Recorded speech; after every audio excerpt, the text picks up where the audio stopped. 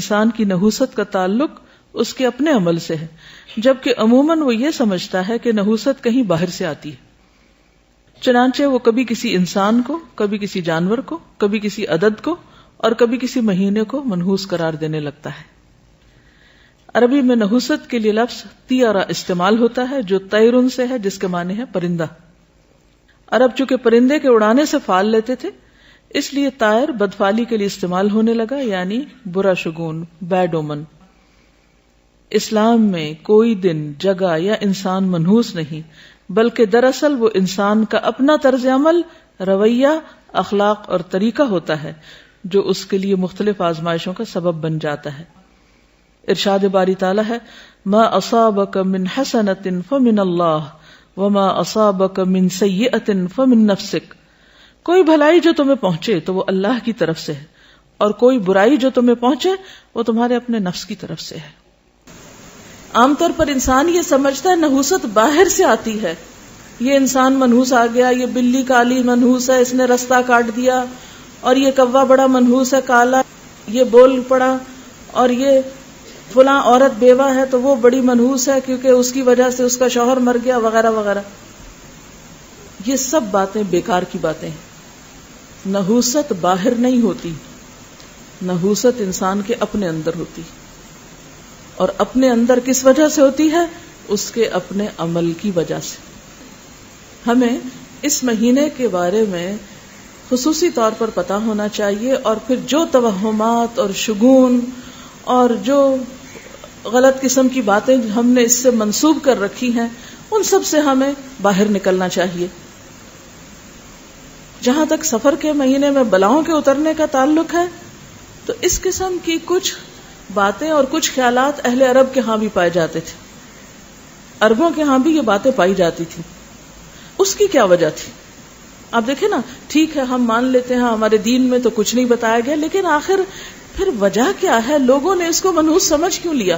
یہ بات شروع کہاں سے ہوئی؟ یہ سوال آتا نا آپ کے ذہن میں کہ کہاں سے شروع ہوا یہ سب کچھ؟ پھر اگر ہمارے دین میں نہیں ہے تو لوگوں کو یہ خیال کہاں سے آ گیا کہ ہم اس مہینے کو منحوس قرار دے دیں؟ کوئی تو بات ہوگی نا، کوئی تو وجہ ہوگی. تو اس کے بارے میں جو تاریخ ہمیں ملتی ہے وہ یہ کہ 3 مہینے چونکہ حرمت والے تھے، ذی قعدہ، ذوالحج اور محرم، اہل عرب جنگ و جدل سے مکمل پرہیز کرتے تھے، الا یہ کہ وہ مہینوں کے نام بدل کر وہ نسیء کا قانون کچھ جاری کر کے تبدیلی کر لیں. ادروائز یہ 3 مہینے وہ اپنے آپ کو روک کے رکھتے تھے، ہر طرف امن امان ہوتا تھا، اور وہ سفر کے انتظار میں ہوتے تھے کہ جو ہی پابندی کھلے تو ہم نکلیں اور لوٹ مار کریں. لہذا جب سفر کا مہینہ شروع ہوتا تو وہ لوٹ مار کے ارادے سے، جنگ و جدل کے ارادے سے، لڑائی جھگڑے کی خاطر کیا کرتے؟ اپنے گھروں سے نکل پڑتے، گھر ان کے خالی رہ جاتے. تو عربی میں سفر المکان کہتے ہیں گھر کے خالی ہونے کو. اور گھر کیوں خالی ہوتے تھے؟ کیونکہ وہ کنبے قبیلے سارے مل کے اکٹھے ہو کے جنگ و جدل کے لیے نکل جاتے تھے. اب ان لوگوں نے جب عام طور پر دیکھا کہ اس مہینے میں لوگ قتل بہت ہو جاتے ہیں، گھروں میں بربادی ہو جاتی ہے، گھر خالی ہو جاتے ہیں، تو انہوں نے کہا یہ مہینہ ہمارے لیے بڑا منحوس ہے کہ اس میں بڑی بربادی ہوتی ہے. اب ان کی عقل ماری گئی، انہوں نے یہ نہیں سوچا کہ گھر برباد کیوں ہوتے ہیں، ویران کیوں ہوتے ہیں؟ ہمارے اپنے عمل کی وجہ سے ہوتے ہیں، لڑائی جھگڑے کی وجہ سے ہوتے ہیں. تو بجائے اس کے کہ وہ اپنے آپ کو قصوروار ٹھہراتے، انہوں نے اس مہینے کو قصوروار قرار دے دیا. قرآن پاک میں آتا ہے نا، انا یؤفکون، کہاں سے پھیرے جاتے ہیں، ان کا دماغ کہاں سے گم جاتا ہے.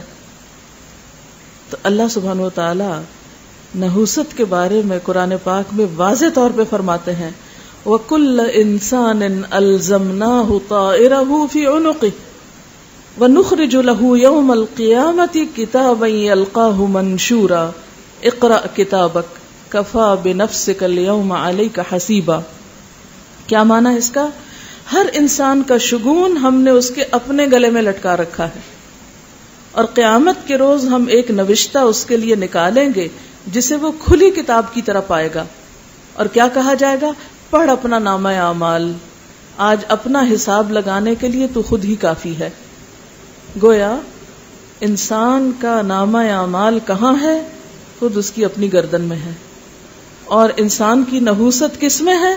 اس کے اپنے کیے میں، اس کے اپنے عمل میں.